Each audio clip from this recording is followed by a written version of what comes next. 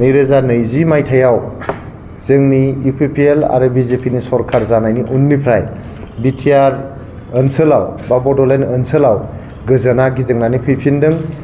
बेयावहाय रायजो राजाफ्रा आलो गोजोनै रायजो जानो हादों। नाथाय जों बावनानै थाङाखै, नोंथांमोना बयबो बावनानै थाङाखै। नोंथांमोना मिथिगौ 2020 मायथाइनि 15 डिसेम्बराव प्रमद बर' सारा सरकार सामलायनायनि सिगां UPPL हानजाया सरकार सामलायनायनि सिगां नोंथांमोना मिथिगौ 10 डिसेम्बर 2020 मायथाइयावहाय जोंनि बिटिआर काउन्सिलनि इलेक्शना जादोंमोन। बेनि साननै सिगां जोंनि क'क्राझार ओनसोलनि बावखुंग्रि समस्तिनि सिङाव थानाय दिहिर बिलोनि खाथियाव बै समनि अपोजिशननि लिडार श्री प्रमद बर' सारखौ बिथांखौ जिउ लानो थाखाय आक्रमन खालामनाय जादोंमोन।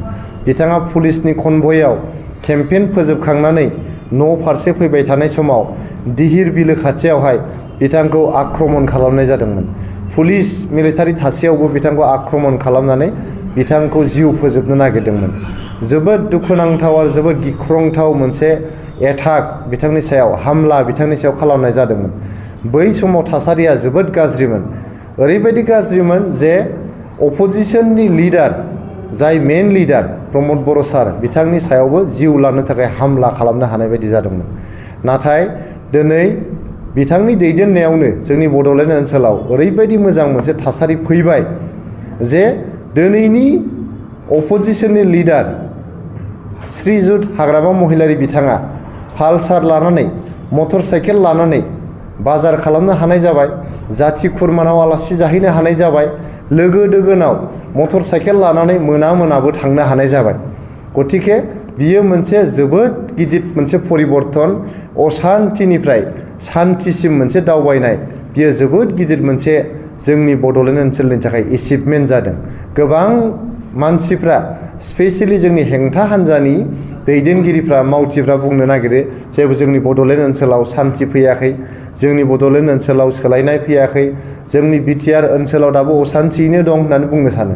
खिन्थु बियो मोनसे उदाहरन जे BPFनि दिनाव हाग्रामा महिलारि सार दैदेननाय सरकारनि समाव जोंनि अपोजिशननि लिडार श्री प्रमद बर' सारखौ पुलिस मिलिटारिनि कनभय थासेयावबो बिथांनिखौ जिउ फोजोबनो थाखाय आक्रमन खालामनो हादोंमोन।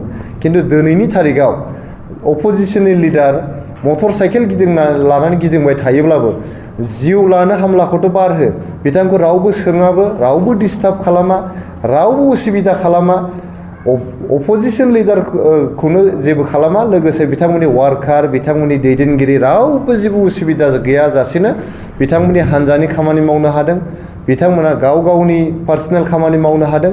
बियो जाबाय गिदिर मोनसे परिबर्तन आरो बियो मोनसे पजिटिभ मोनसे चेन्ज जोंनि ओनसोलाव।